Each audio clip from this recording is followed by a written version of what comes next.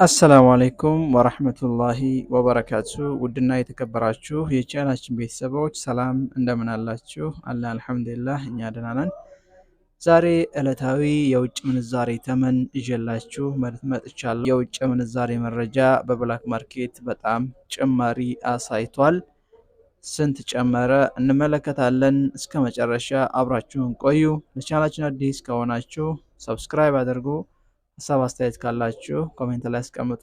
ቪዲዮን ሁላችሁም ላይክ ማድረግ አትርሱ።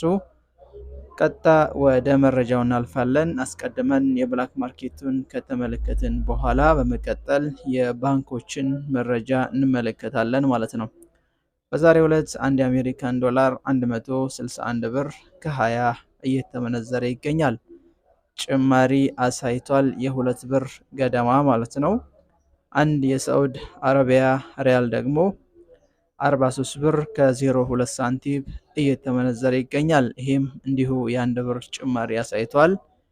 የዱባይ ድርሃም ደግሞ 43 ብር ከ86 እየተመነዘረ ይገኛል። ይሄም የ50 ሳንቲም ጭማሪ አሳይቷል። አንድ ዩሮ 179 ብር ከ25 ሳንቲም እየተመነዘረ ይገኛል። ዩሮም ጨምሯል። እንዲሁም አንድ የእንግሊዝ ፓውንድ 212 ብር ከ54 ሳንቲም እየተመነዘረ ይገኛል።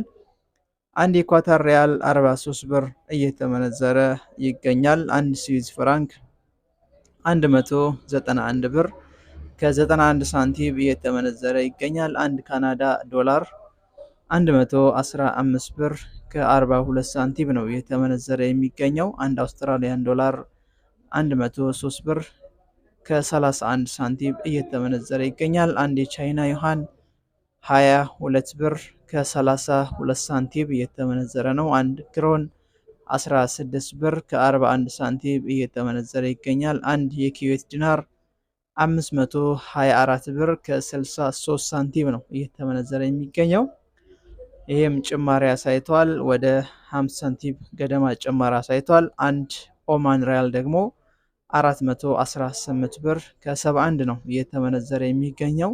አንድ የጆርዳን ዲናር 227 ብር ከ43 ነው እየተመነዘረ የሚገኘው።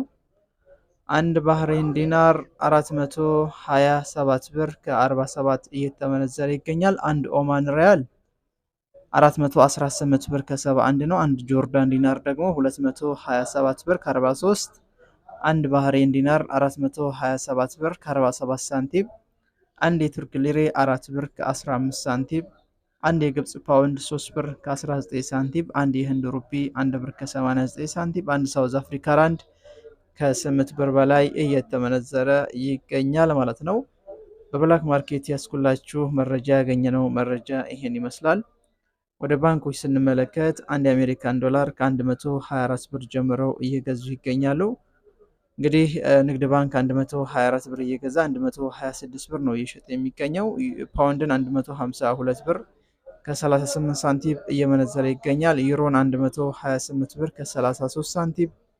ሪያልን የሳውዲ አረቢያ ሪያልን 33 ብር፣ የዱባይ ድርሃምን 33 ብር ከ76፣ ሳውዝ አፍሪካ ስዊዝ ፍራንክን 134 ብር፣ የኩዌት ዲናርን 394 ብር ከ80 ሳንቲም፣ የቻይና ዩሃንን 16 ብር ከ67 ሳንቲም፣ ሳውዝ አፍሪካ ራንድን 6 ብር ከ57 ሳንቲም፣ አውስትራሊያ ዶላርን 75 ብር ከ30 ሳንቲም፣ የካናዳ ዶላርን 84 ብር ከ62 ሳንቲም።